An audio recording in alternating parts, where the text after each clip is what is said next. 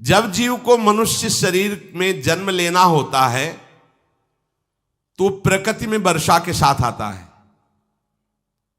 प्रकृति में वर्षा के साथ आया और फसल में मूली, गाजर, गेहूं, अन्न, इनमें वो जीव प्रवेश करता है और उसे माता पिता दोनों पाते हैं। तो सप्तम धातु वीर के रूप में परिणित होता है जीव। वो वीर कण के रूप में माता के उदर में जब प्रवेश करता है तो एक रात्रि में मां का और पिता का दोनों का वो जो वीर मिलता है, उस रज और वीर के मिलने से एक कलल सा बनता है। 5 रात्रि व्यतीत होने के बाद एक बुदबुदा सा बनता है। 10 रात्रि व्यतीत होने के बाद एक बेर की सी आकृति होती है। फिर उसके बाद उसमें धीरे धीरे मांसपेशियां बढ़ने लगती हैं। 1 महीने में उसके सिर निकल आता है, 2 महीने में हाथ पांव अंगों का विभाग होता है, 3 महीने में नख, रोम, अस्थि, चर्म, स्त्री पुरुष के चिन्ह प्रकट हो जाते हैं, 4 महीने में मांसादि 7 धातुएं प्रकट हो जाती है, 5वें महीने में चेतना जागृत हो जाती है। जैसे अपने चेतना, ऐसे 5वें महीने में गर्भस्थ शिशु की चेतना जागृत हो गई। जीव है पर चेतना 5 महीने बाद मां के गर्भ में जागृत। अब उसे भूख लगती है, प्यास लगती है, वहां की तापमयी जलन, पीड़ा, छोटे छोटे कीड़ों के द्वारा काटना, 6ठे मास में झिल्ली से लपटा हुआ मां की दाहिनी कोख में कीड़े की तरह तड़पता है। उस समय माता को कड़वे और खट्टे पानी की लालसा होती है, जिससे उसके अंगों में जाकर भयंकर जलन होती है। यह है भोग। वो कृमि कीड़े की तरह तड़पता है। मलमूत्र के गड्ढे में बीच में झिल्ली में बंधा हुआ वो जीवात्मा सुकुमार तो होता है, वहां के कीड़े उसे नोचते छोटे छोटे, वो तड़पता है। माता प्रसन्न होती कि जब बच्चा हिलता है, बोले है उसकी दुर्गति हो रही, वहां भयंकर कष्ट पा रहा है। ऐसा क्लेश होता है कि क्षण क्षण में बेहोश होता रहता है। माता के खाए हुए कड़वे, तीखे, गरम, नमकीन, रूखे, खट्टे, यही पदार्थ पाने की इच्छा होती है माता, क्योंकि उसको भोग भोगना है। उसके कोमल शरीर में भयानक पीड़ा होती है जब माता ऐसे पदार्थ खाती है। गर्भाशय की झिल्ली में लिपटा हुआ, आंतों और मलमूत्र से घिरा हुआ सिर, पेट की और पीठ और गर्दन, ये कुंडलाकार ऐसे कंकण जैसा, ऐसी आकृति गर्भस्थ शिशु की होती है। पिंजड़े में बंद पक्षी के समान पराधीन, ना तो वो हिल डुल सकता है, ना बोल सकता है, बड़ा असमर्थ दुख को भोग रहा है। चेतना पूरी है। इसी समय भगवान द्रवित होकर उसे ज्ञान देते हैं, गर्भस्थ शिशु को, सबको। जे उसे ज्ञान होता है तो सैकड़ों जन्म के कुकर्मों से याद आते हैं, सैकड़ों जन्म के। ओहो, ये मेरे कर्म का ही फल, मैंने ऐसे कर्म किए इसलिए ये दुख भोग रहा हूं। बेचैन हो जाता है, कैसे निपट पाऊंगा, सैकड़ों जन्म के कर्म जमा है। अब महान अशांति उसके हृदय में, उस शरीर में भयंकर पीड़ा। कुंडलाकार शरीर है, हिल भी नहीं सकता है, बस कीड़े काटते, बड़ी तड़पन, बड़ी जलन, भूख प्यास की जलन। अब एक और भयानक जलन हुई, उसे स्मरण हो जाता है कई जन्मों के, सैकड़ों जन्मों के पाप कर्मों का। 7वां महीना आरंभ हुआ कि ज्ञान का उन्मेष हो गया। अब प्रसूति वायु उसे चला रही है, तड़पता है वो। सप्त धातु में स्थूल शरीर से बंधा हुआ वो जीव भयभीत होकर के पुकारता है, अगर कोई भगवान है तो एक बार मुझे यहां से निकाल दे। वो विनय करता है भगवान से, कोई अगर भगवान है जिसने मुझे इस बंधन में डाला है, एक बार निकाल दे, यहां से जाके केवल भजन करूंगा।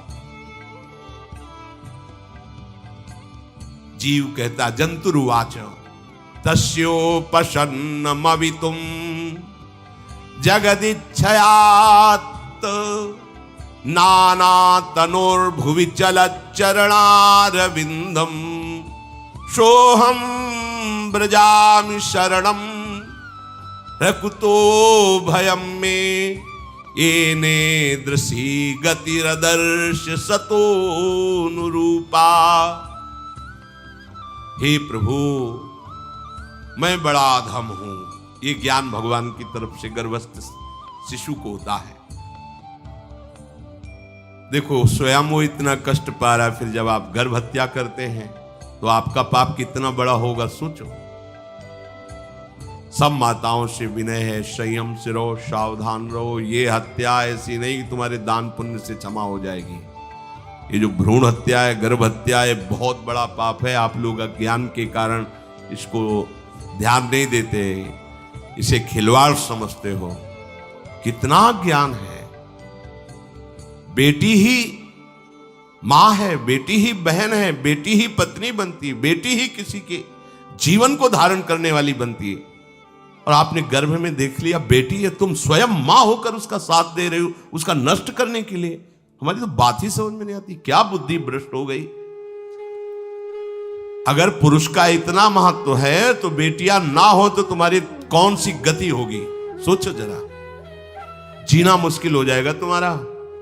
तुम पुरुष किस काम के रह जाओगे।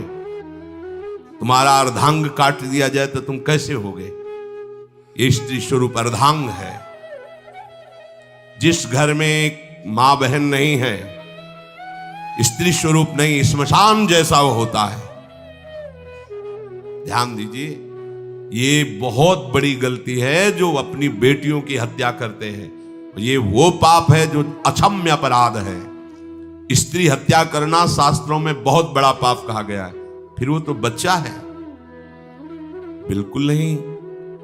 जिनसे हो गया है, श्रीमद् भागवत का सप्ताह मूल संस्कृत से सुनो और भगवान से प्रायश्चित प्रार्थना करो कि हे नाथ, भूल से गलती हो गई, दूसरा कोई उपाय नहीं। ध्यान से समझ लीजिए, तुम्हारे भ्रूण हत्या, गर्भ हत्या के पाप को नष्ट करने में एकमात्र श्रीमद् भागवत समर्थ है, दूसरा कोई नहीं। कोई दान पुण्य तीर्थ स्नान तुम्हें क्षमा नहीं कर पाएगा। यह ऐसा महापाप है। अगर हृदय में जलन करके और मूल संस्कृत के द्वारा पूरी 7 दिन में भागवत श्रवण की जाए नियम से, तो भागवत समर्थ है, इस हत्या के पाप से भी आपको मुक्त कर देगी। जिनके ऐसे हत्या हो गई हो, करवा लो, नहीं तो बुद्धि आगे भ्रष्ट करके तुम्हें हरि गुरु से विमुख कर देगा। ये पाप ऐसा नहीं कि तुम्हें 2-4 माला घुमाने से क्षमा हो जाएगा। ये महत अपराध है। सबकी समझ में नहीं आता, समझ जाओ, नहीं तो आप जहां भी हो वहीं से भ्रष्ट कर देगा। ये अपराध नष्ट नहीं होगा, श्रीमद् भागवत की कृपा से नष्ट हो जाएगा। यह हमें बहुत विश्वास है। श्रीमद् भागवत सप्ताह की यह है ही महामहिम। प्रेत योनि को प्राप्त धुंधकारी को सीधे भगवत पार्षद स्वरूप देकर परम पद में आरूढ़ कर दिया। केवल 7 दिन की मूल संस्कृत एक भी श्लोक नहीं छूटना चाहिए। अगर सप्ताहिकी का पारायण हो तो इस भ्रूण हत्या, गर्भ हत्या से भी निवृत्ति मिल जाए। अब वो जीव भगवान को पुकारता है, मैं बड़ा नीच अधम हूं। भगवान, आपने जो मुझे गति दिखाई है तो मेरे कर्म के अनुसार ही है, आपका इसमें कोई दोष नहीं। हम लोग जब कष्ट भोगते तो भगवान से कहते हैं हमने तुम्हारा क्या बिगाड़ा। भगवान ने नहीं बिगाड़ा, तू खुद देख क्या बिगाड़ लिया अपना। करो पापाचरण। अब देखो, हमने तो जीवन में कोई पाप नहीं किया और कितने गर्भ हत्या की है, कितनी खिलवाड़ समझे हो। ये बिल्कुल भयावह चीज है, आप लोगों को नहीं। हम बार बार इसीलिए कह रहे कि भयावह वस्तु है, तुम्हें बहुत ऊंचाई से घसीट के भ्रष्ट कर देगी। बहुत होश में हो, भूल के कभी ऐसा न करना जहां तक हमारी आवाज पहुंचे, जहां तक सुनाई दे। गर्भ हत्या मत करना, संयम से रहो। इस तरह का व्यवहार मत करो कि तुम्हारा मनुष्य जन्म ही व्यर्थ चला जाए। इसमें तीनों को बराबर दंड मिलेगा। गर्भ हत्या कराने वाला, गर्भ हत्या की प्रेरणा देने वाला और गर्भ हत्या में सहयोग देने वाला, जो औषधि डॉक्टर या जो भी, तीनों को दुर्गति होगी। माता, पिता, प्रेरक और कर्ता। ऐसा नहीं कि आप डॉक्टर हो तो आपको गर्भ हत्या करने का अधिकार नहीं। आप डॉक्टर हो दूसरे के शरीर को स्वस्थ करके निरोग करने के लिए, हत्या करने के लिए नहीं। कोई भी हमारा संविधान ऐसा आदेश नहीं करता कि आप गर्भ हत्या कर दो। ना भागवतिक और ना भारतीय संविधान ऐसा संविधान आदेश नहीं करता। अब वो जीव कह रहा है कि प्रभु मेरे योग्य ही है आपने जो मुझे दंड दिया है। मैंने सुना है कि आपकी शरण में जो आता है आप उसकी रक्षा कर लेते हैं। आपकी जो शरण में हो जाता है वो इस भूमि पर, भारत भूमि पर, विश्व पर निर्भय विचरण करता है, कोई उसे भय नहीं प्रदान कर सकता। प्रभु मैं इस माता के उदर में माया का रहस्य न जानने के कारण ऐसे कर्म किए कि मैं आ गया हूं, बहुत दुख पा रहा हूं। हे निर्विकार अखंड बोध स्वरूप परमात्मा, मैं बार बार नमस्कार करता हूं। प्रभु मेरे ऊपर कृपा कर दो, एक बार इस गर्भ से निकाल दो, मैं यहां से बाहर जाकर आपका निरंतर भजन करूंगा। ये वादा करके आए हम प्रभु से सब। प्रभु ने करुणा करके हमें चांस दिया है मनुष्य शरीर। प्रभु मैं बहुत जन्मों से इस समय स्मृति आ रही देख रहा हूं, कर्मों में भटकता रहा आपसे विमुख होकर के। ये जो मुझे अभी ज्ञान हो रहा है केवल आपकी कृपा से तत्कालिक है, तत्कालिक। एक तत्कालिक वैराग्य होता है, जैसे कथा सुनियो मन में आया कि अब तो भजन ही करना है। ये तत्कालिक है, स्थायी नहीं है। इसे स्थायी बनाओ। प्रभु आप अंतर्यामी हो, आप सब कुछ जान रहे हो। तीनों तापों की शांति के लिए भक्तजन आपका भजन करते हैं। मैं देहधारी होकर जीव माता के उदर में मलमूत्र से रुधिर की झिल्ली में फंसा हुआ माता की जठराग्नि के ताप से जल रहा हूं। प्रभु एक एक क्षण में यहां विकल होकर केवल इंतजार कर रहा हूं कि किस समय मुझे यहां से निकाला जाएगा। दीन बंधु यहां से कब मैं निकलूंगा। स्वामिन आप बड़े दयालु हो। आप जैसे उदार प्रभु ने मुझ गर्भस्थ शिशु को ये ज्ञान दिया। हे दीन बंधु आप अपनी कृपा से प्रसन्न हो जाइए। प्रभु एक बार निकाल दीजिए, मैं ऐसा भजन करूंगा कि दोबारा संसार के दुख में नहीं आऊंगा। कपिल भगवान कहते हैं, हे माता, वो गर्भस्थ बालक शिशु भगवान से प्रार्थना करता है, भगवान का आदेश होता है, तत्काल प्रसव वायु धक्का मारती है। जे ही प्रसव वायु धक्का मारती तो उसको ऐसा भयंकर कष्ट होता है, जैसा पीछे लिखा है कि जैसे जिंदा किसी की चमड़ी उतारी जाए, ऐसा मां के गर्भ से निकलते समय उसे कष्ट होता है। वो अत्यंत कष्ट से व्याकुल होता है। उसी समय उसका वो ज्ञान नष्ट हो जाता है जो भगवान ने दिया था। उस समय उसकी श्वास की गति रुक जाती, जैसे किसी का गला दबा दिया जाए तो कैसा लगेगा। ऐसे ही पूरी की पूरी भागवती की स्मृति नष्ट हो गई। होश आया तब देखा कि वो बाहर पड़ा हुआ है, माता के उस मलमूत्र में सना हुआ बिष्ठे की कीड़े की तरह। गर्भवास में जो दिव्य ज्ञान प्रकट हुआ था भगवान की कृपा से, वो सब नष्ट हो गया। भूमि परत भा ढाबर पानी, तिम जीवे माया लपटानी। चेतन आई तो रोने लगा। वो ज्ञान कहां गया, वो ज्ञानदाता कहां गया। वो कहता कहां कहां, बोले थाली बजाओ बच्चा हुआ है। वो तो रो रहा है कि कहां, वो ज्ञान कहां गया जिसके बल से मैं कह रहा था कि बाहर निकाल दो, मैं आपका भजन करूंगा। सब खत्म ज्ञान।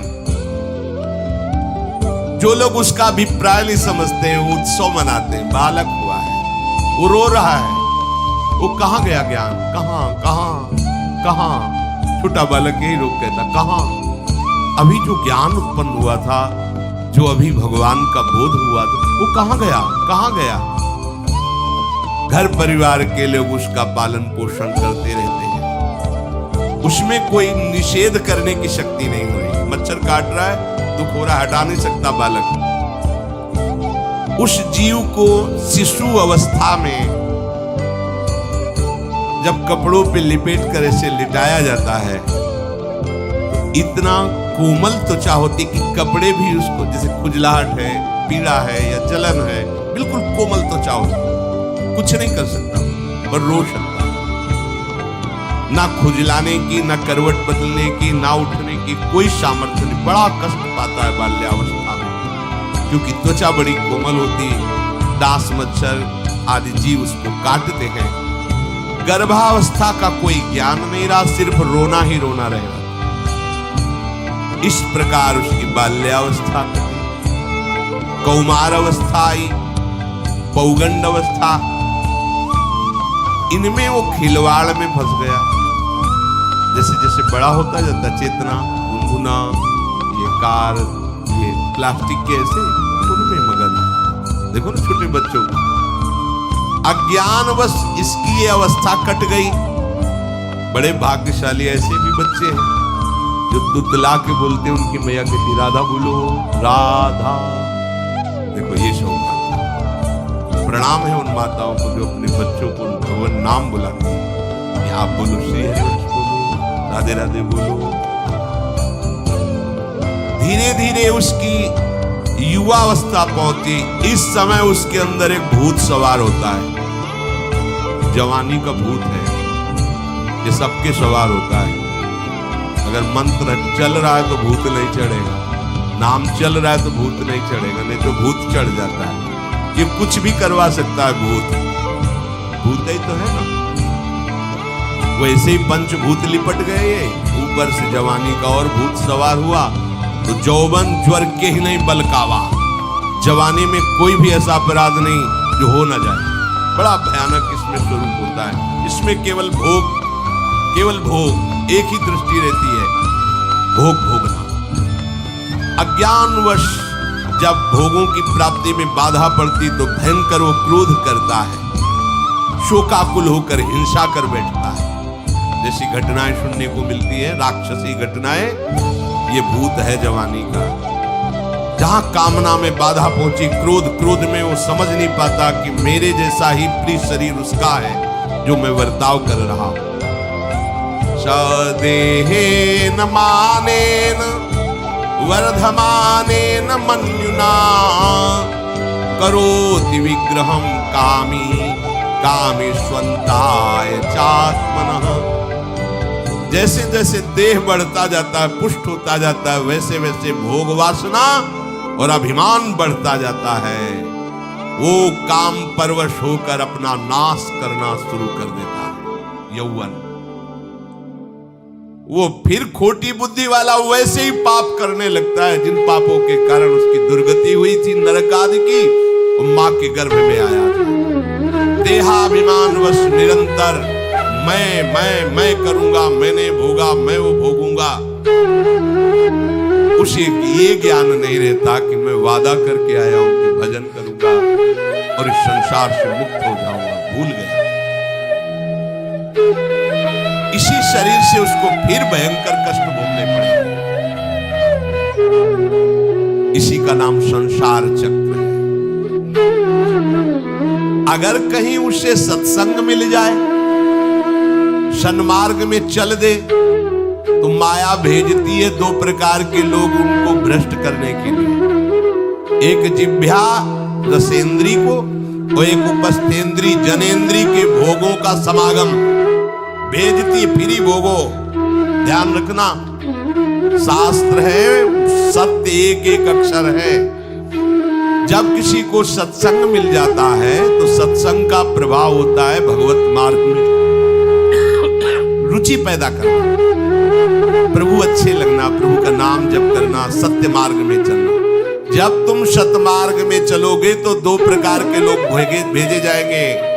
बढ़िया हलवा, बढ़िया खीर, रबड़ी, लो प्रभु, पाव, आरोगो, रसेंद्री और फिर जनेंद्री। फ्री, कोई परेशानी नहीं, भोगिए आप। फिर वो ऐसे विषयी पुरुषों का संग करके वैसे ही पहले की तरह फिर पाप करने लगता है। बहुत होश में, बहुत होश में। इनको ऐसे लोगों का संग कराया जाता है जिससे सत्य, शौच, पवित्रता, दया, संयम, लज्जा, क्षमा, यश, मन इंद्री का संयम, ये सब सद्गुण नष्ट हो जाए, ऐसे लोगों का संग कराया। ऐसे लोग बहुत हैं, वो आपको पैसा खर्चा करके वो आपको भोग दिलाएंगे, भोगो। या आप इनके लिए नहीं भगवत मार्ग में आए, आप प्रभु की प्राप्ति के लिए आए। बच्चों सावधान हो, ये देखो शास्त्र कह रहा है रसेंद्री और जनेंद्री दो की सुविधा देने वाले लोग मिल जाएंगे। अत्यंत शोचनीय मूढ़ देहात्मदर्शी ऐसे असत पुरुषों का संग करके भ्रष्ट हो जाता है। अच्छा वो आग लगा दिए, वो चल दिए, ये नहीं दे। कुछ लोग ऐसे होते हैं 10 दिन अपने पैसे से आपको नशा करवाएंगे, इसके बाद तुम्हें उनके पैरों में गिरना पड़ेगा, फिर मांगने से भी नहीं, पहले फ्री देंगे। आदत बिगड़ गई। ऐसे लोग मिलेंगे, मुस्कुराएंगे, हंसेंगे, आपको गले लगाएंगे, आपको लगेगा जीवन का सार मिल गया। इसके बाद जूते चलाएंगे, गली में नहीं देखने देंगे। अब तुम्हारी वृत्ति बिगड़ गई, तुम उधर ही होश में होश में। इस जीव को किसी और के संग से ऐसा बंधन, ऐसा मोह नहीं होता जैसा कामिनियों के संग से होता। भगवान कपिल देव जी न तथास्य भवेन्मोहो बंधश्चान्य प्रसंगतः योषित संज्ञात यथा पुरुषो यथा तत्संग संगता। कामी पुरुषों का, कामिनियों का संग जैसा परमार्थ भ्रष्ट करता है वैसा और किसी से नहीं होता। इसलिए तुम इतना अपने को मत साधक समझ लो कि हमारा कौन बिगाड़ सकता है। उदाहरण में दे रहे हैं, प्रजापति स्वाम दुहितरम दृष्ट्वा तद्रूप दर्शितः रोहित भूताम शोणवधा वृक्ष रूपी हतत्रपः। स्वयं प्रजापति भगवान ब्रह्मा जी ने अपनी पुत्री को जब देखा, प्रसंग सरस्वती जी, बहुत सुंदर सरस्वती जी, तो अपने को संभाल न सके। उनके रूप लावण्य और यौवन के स्वरूप को देखकर भगवान ब्रह्मा जी आकर्षित हुए। इसलिए दूसरों की तो बात ही क्या है, हम सब ब्रह्मा की बनाए हुए, वो आकर्षित हो गए। इसलिए बलम में पश्चिमाया स्त्री मैया जैनो दिशाम या करोति पदाक्रांतान भूर्विजम्भेण केवलम। हे माता, मेरी माया का बल देखो, जो अपने पैरों से विश्व को कुचल सकते हैं, ऐसे दिग्विजयों को अपने पैरों के नीचे कुचल दे, वो मेरी माया है। देखो, बलम में पश्चिमाया स्त्री मैया जैनो दिशाम, जो 10 दिशाओं पर विजय प्राप्त कर सकते हैं, उनको भी घुटने टिकवा दे, ये मेरी माया है। संगम न कुर्यात् प्रमदा सुजातु योगस्य पारं परमारुक्षु मत्सेवया प्रतिलब्धात्म लाभो वदन्ति या निरय द्वारमस्य। श्री भगवान कह रहे हैं, अहो मेरी इस माया का बल देखो। इसलिए जो मेरे को प्राप्त करना चाहता है, योगारूढ़ होना चाहता है, भजन में आगे उन्नति चाहता है, उसे चाहिए जो तुम्हें भ्रष्ट करने के लिए इशारे करे, चाहे स्त्री हो चाहे पुरुष। तजिए ताहि कोटि बैरिशम यद्यप परम सनी। वो मित्र नहीं, वो माया के द्वारा भेजा हुआ दूत है। चाहे कोई भी हो, होश में तुम समझते हो कि बाजी जीत गए, भाग्य खुल गए, तरस रहे थे भोगों के लिए, मिल गए भोग। अरे नारकी गतियों से बचने के लिए तुम्हें अवसर मिला था, फिर नरक जा रहे हो। तुम समझते हो कि इसको भोग ले तो सुखी हो जाए, उसको जो भोग रहा है वो समझता है उसको भोग ले तो सुखी हो जाए, उसको वो पूरी सृष्टि इसी भ्रम में फंसी हुई है। होश में हो जाओ। जो परम पद चाहता है, भजन करना चाहता है, ठीक से मार्ग में चलना चाहता है, उसे शब्द भगवान के याद कर लेने चाहिए। चाहे वो स्त्री हो चाहे पुरुष, जो तुम्हें गंदी बातें सिखाए, गंदी बातें दिखाए, गंदी बातें करने के लिए प्रोत्साहन दे, जाके संग कुमति मति उपजय करत भजन में भंग तजोरे मन हरि विमुखन को संग। गृहस्थ हो तो धर्म के अनुसार अपनी पत्नी मात्र में सीमित रहो। ये उद्दंडता तुम्हारा नाश कर देगी। ये जो आज नई रीतियां चल रही हैं, ये भगवान ब्रह्मा जी ने अपने पुत्रों को बुलाया। चारों युग ये पुत्र हैं भगवान ब्रह्मा के, सतयुग, त्रेता, द्वापर, कलयुग। सतयुग से कहा भाई हमने रचा है नरक, तुम्हारा स्वभाव सत्य में स्थित होना है, इसलिए हमारी आज्ञा का पालन करो कि नरक खाली भी नहीं रहना चाहिए। तो उनका पिताश्री जब हमारा स्वभाव आपने ही रचा है तो मेरे राज्य में कोई नरक जाए, भूल चूक से किसी को नरक नहीं जाने देंगे। त्रेता से कहा तो उन्होंने कहा कोशिश करेंगे अपने बड़े भाई का अनुगमन करने की। द्वापर से कहा तो उन्होंने कहा कोशिश करेंगे आपकी आज्ञा का पालन करने की। समझना। लेकिन जब कलयुग आया तो मुस्कुरा के बोला, पिताश्री जैसे बड़े भैया ने कहा मेरे राज्य में कोई नरक मेरी जानकारी में नहीं जा पाएगा, ऐसे ही मेरे राज्य में कोई स्वर्ग या परम पद मेरी जानकारी में नहीं जा पाएगा। मैं सीधे हाउसफुल करूंगा नरक। देख लो ना, शराब पीना, व्यभिचार करना, जुआ खेलना, चोरी करना, हिंसा करना, इसके प्रधान स्थान है।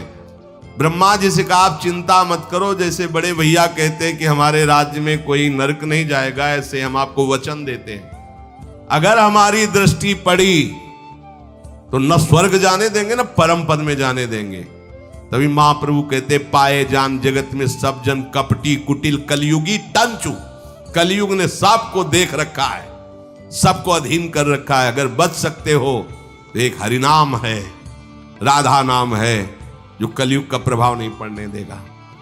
इसलिए होश में, चाहे वो पुरुष हो या स्त्री हो, रिश्तेदार हो, नातेदार हो, कोई हो, जिसके संग से भोग वासना बढ़े, भगवत विमुक्ता हो, दूरी बना लो, तत्काल दूरी बना लो। वो मित्र नहीं, वो भारी दुश्मन है, जो तुम्हें फिर वही दुर्गति में ले जाएगा जो गर्भ में वादा किया वो नहीं कर पाओगे। भगवान कह रहे मैं इसलिए मना कर रहा हूं कि ये खुला हुआ नरक का द्वार है।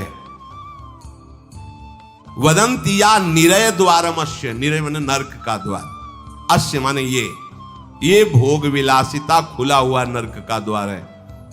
इसका भाव ये है, इसमें सुख तो है नहीं, सुख भासता है। भासना और है में अंतर है।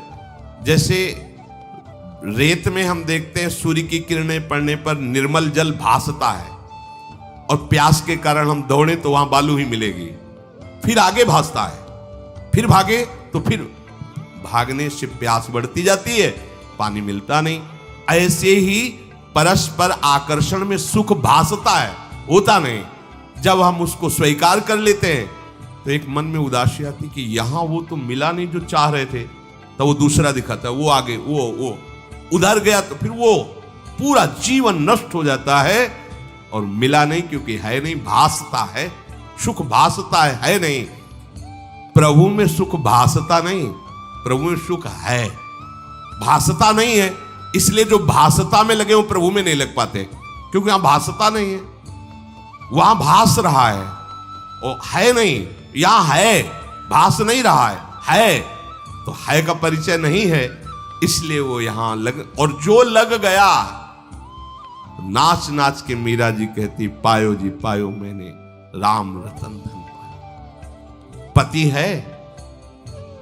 प्रथम रात्रि में मीरा जी ने राणा साहब से कहा कि आप हमारी बात शायद समझ सकते हो, आप हमें स्पर्श मत करना। मैंने सुहाग गिरधर के नाम का भरा है, मैं तुम्हारी पत्नी नहीं हूं। लोक व्यवहार के कारण तुम पति रूप में आए हो, मैं चाहती हूं कि तुम मेरा सहयोग करो। मैं एक पतिव्रता हूं, गिरधर की।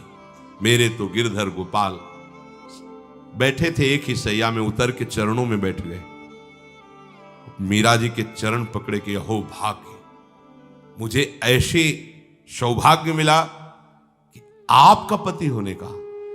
एकांत में आप हमारी गुरु होंगी और समाज में आप पत्नी का स्वांग करेंगे, जिससे आपको विक्षेप नहीं पड़े। आजीवन निर्वाह किया। एकांत में गुरुवत मीरा जी के प्रति व्यवहार करते राणा साहब, और व्यवहार में मीरा जी पत्नी जैसा व्यवहार में बाहर, और अंतर में ऐसी सदगति हुई राणा की जो बड़े बड़े योगियों को दुर्लभ है। मीरा जी जीवन में कभी भी किसी भोग को स्वीकार नहीं किया।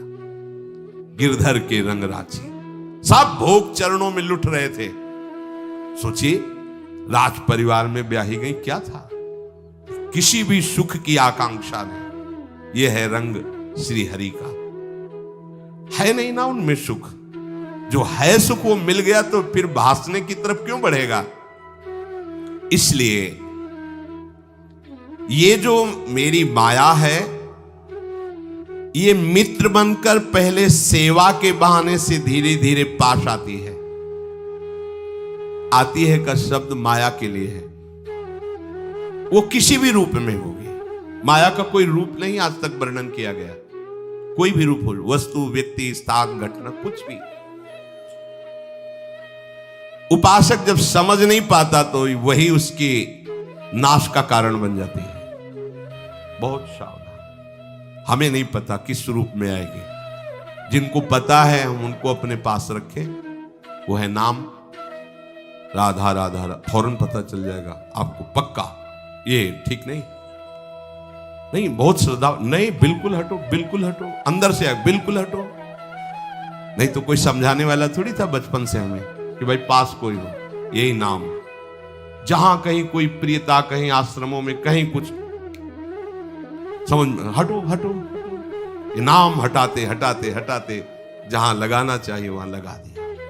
नाम अगर है अंगरक्षक तो तुम्हें माया से बचाता रहेगा, क्योंकि जिनकी माया है उन्हीं का नाम है। वो खूब अच्छे से जानता है, माया को पहचानता है। नाम आप नहीं पहचानोगे पक्का, क्योंकि वो बाहर से ही नहीं आती, वो अंदर से भी आती है। ये सब माया के ही पार्षद है। मन बुद्धि चित्त अहंकार सब माया में है।